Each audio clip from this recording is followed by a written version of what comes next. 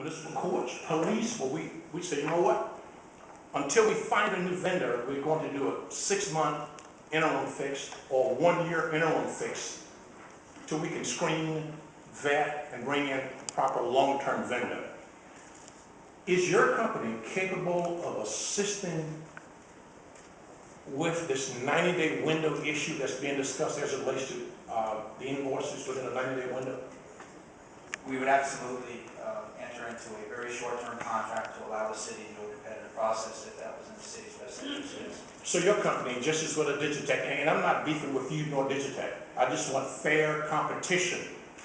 If we need to put something in place, an interim, whether that's with Digitec or with Intermedic, motion to extend. Thank you, Councilman. If we need to put an interim strategy in place, like this council has done on numerous occasions before, well, we can take the time and screen and vet the packages. We can't do it today. We're getting data being passed to us today while we're at the council table. And this is big. It's an 8-year deal, potentially. More than $20 million. And I think we need time to vet it. And thank you for coming forward.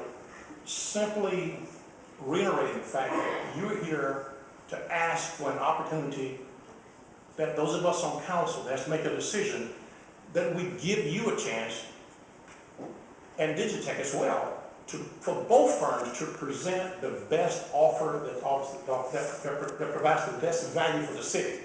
Is that what you're here to say today? Yes, sir. Yeah, and I'm going to say thank you for coming down, thank you for saying that, and I hope at the end of the day, we don't move hastily with this issue and allow us to evaluate the proposals on the table. I see no reason not to put some interim type deal in place and vet this process. Thank you very much. Thank you. Thank you. For the benefit of the public who might be viewing this, council members received this approximately 10 days ago, and the relevant, bulk of the relevant documents have been in Councilmember's hands approximately 10 days. Councilmember Green. Thank you, Mayor. And thank you for coming to present just a few questions. With regard to the contract that your firm took over in Dallas after they fired the original vendor, did they go off RFP then? No. So they just chose you without going out for RFP? Correct. So there's precedent, if you will, around the state whereby when there's an emergency situation, going out for a full RFP that may not be in the best interest of the city. Would you agree with that? We've seen precedents not only in Texas but throughout the country. But this precedent is when the RFP process is completed, not when it's not completed, and not when not all of the evaluation criteria are vetted. But so this is not the same. But essentially, what happened in Dallas is similar to here. There was an issue with the original vendor.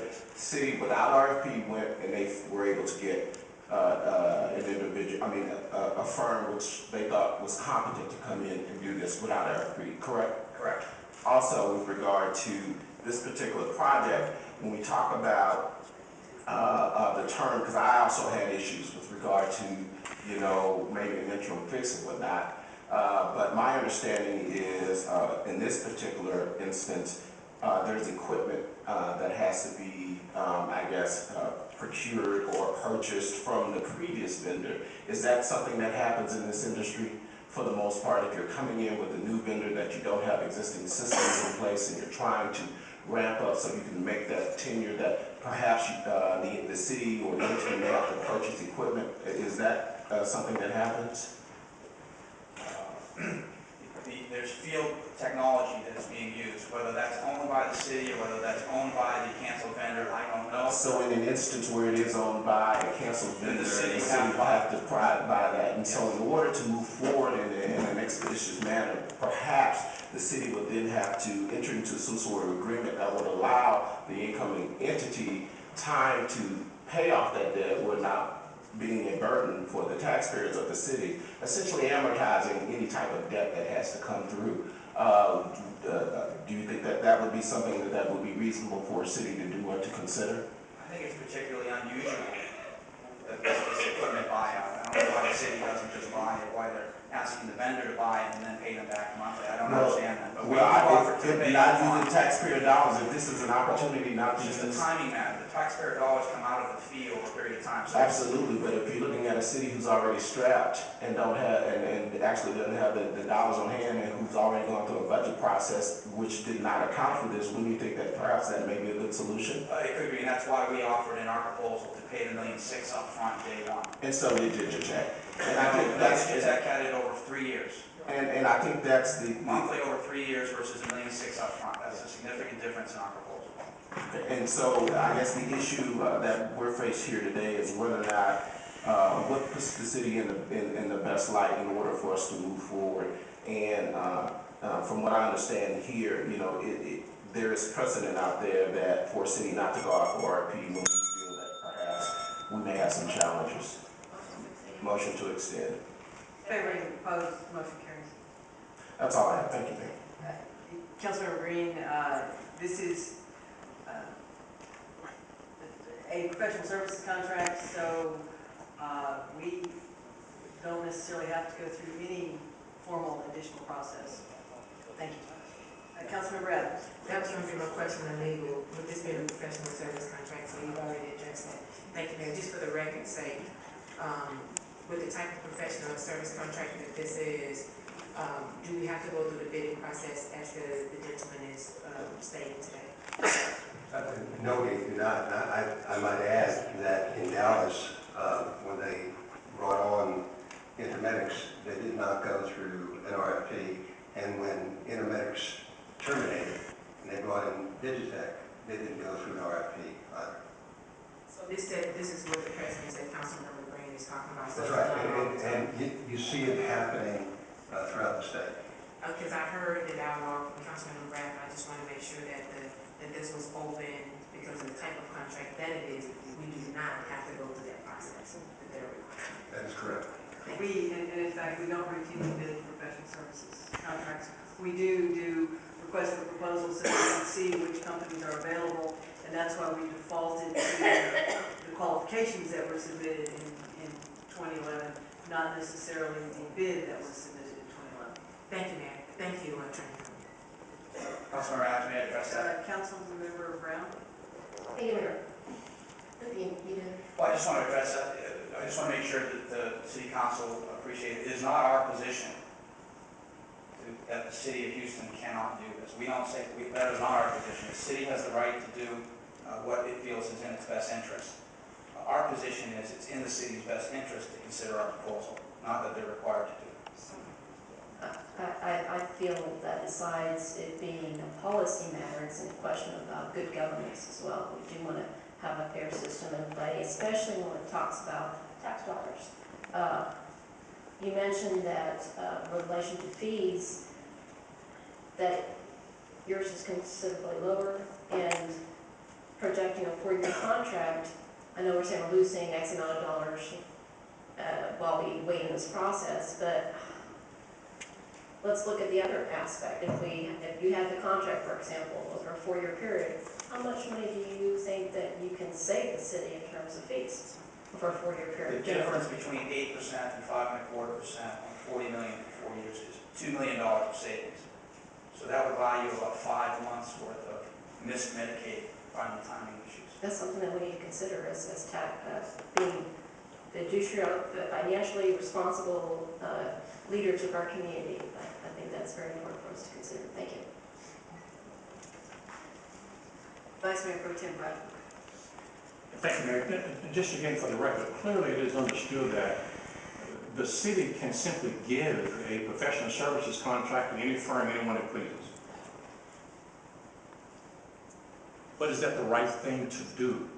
Is that good stewardship of public resources, I think is what Mr. Sherman is here asking us to consider. Do we want to acknowledge that competition is good in a public environment? It may not be required, that we do it, but by God, it's the right thing. You passed out some data at some point to council members concerning your company's ability. You did that 10 days ago? That would have been July 27th. No, sir. We submitted our proposal last Friday, so four calendar days ago.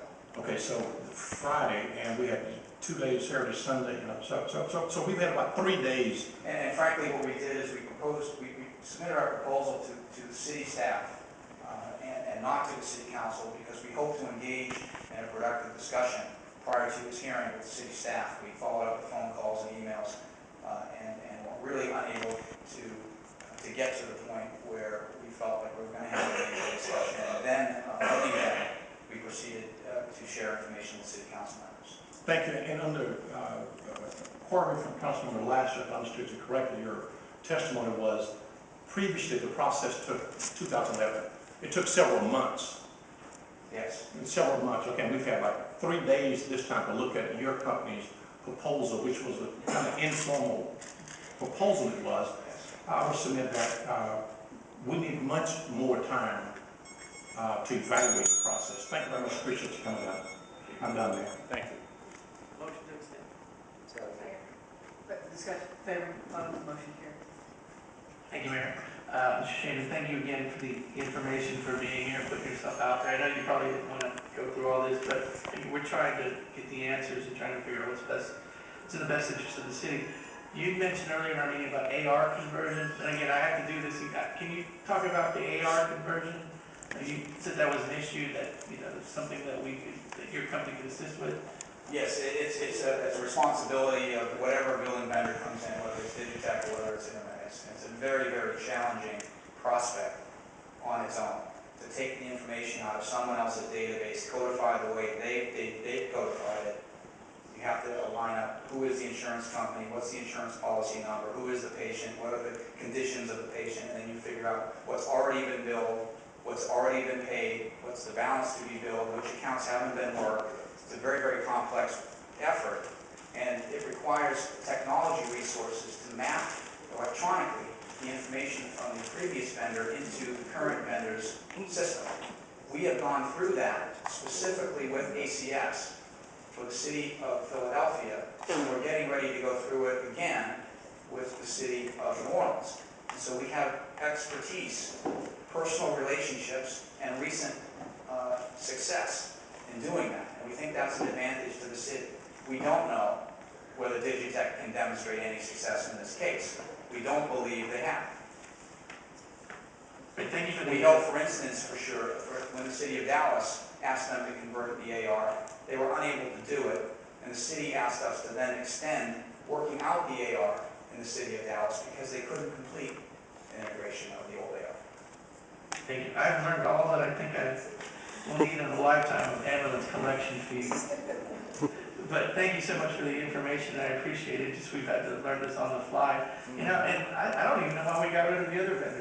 I still haven't, that hasn't been explained to me. I haven't seen any numbers. I haven't, so that's what I'm talking about. And maybe I just, I've been here a long time, maybe 10 years, and I'm still trying to figure out some things, The other issue on the old AR is, again, the fee. We're charging a percentage of success fee, percentage of collections. We have to collect money in order to be paid. The proposal on the table from Digitec is the greater of a percentage fee or a flat fee.